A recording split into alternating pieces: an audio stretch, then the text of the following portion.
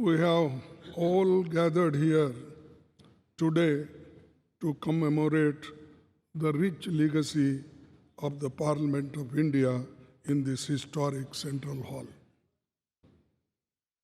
When we talk about Indian parliamentary heritage, the hallowed precinct of this Parliament House and the Central Hall, where we have gathered today, hold a very special significance. The Constitution of India is the bedrock of Indian democratic polity. It is in this very Central Hall that the Constituent Assembly held its sittings from 1946 to 1949, spanning a period of 2 years, 11 months, and 17 days.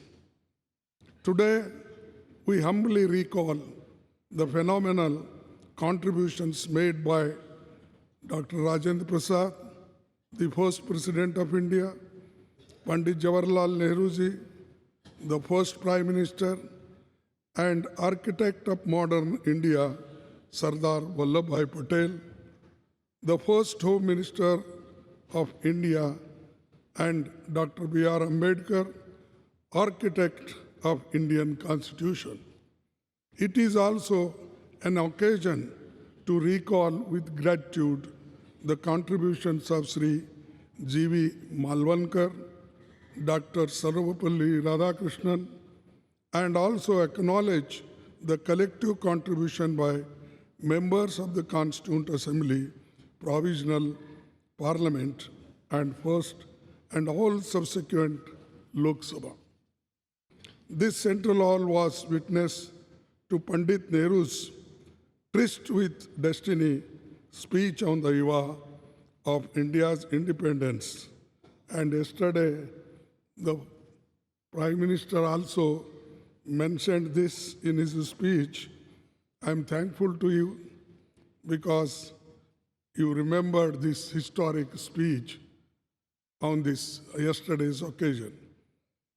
Sir, the India's independence during his speech, the Pandit Nehruji inter alia stated, which I quote, long years ago, we have made a tryst with destiny, and now the time comes when we shall redeem our pledge, not wholly or in full measures, but very substantially. At the stroke of the midnight hour, when the world sleeps, India will awake to life and freedom. A moment comes, which comes but rarely in history, when we step out from the old to new, when an age ends, and when the soul of the nation, long suppressed, finds utterances. As the clock struck 12, all the members of the Constituent Assembly took the following pledge.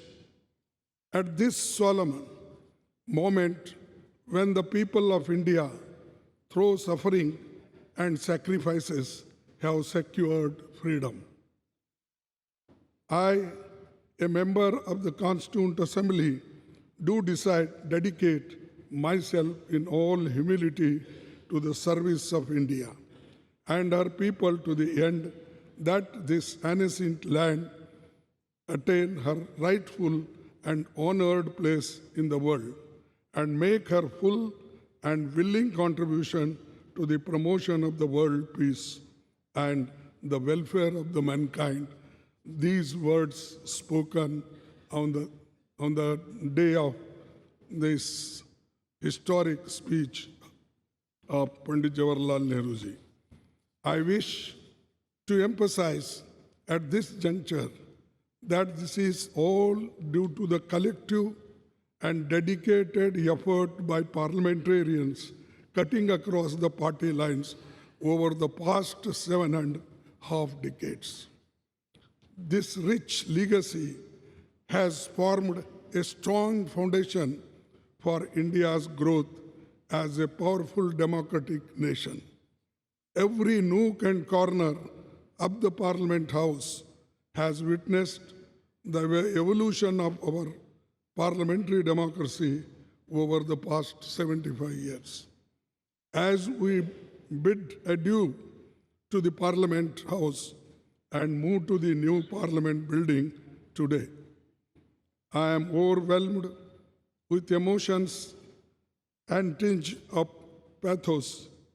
We would, of course, be continuing our parliamentary duties in the new Parliament building, but will miss the Parliament House.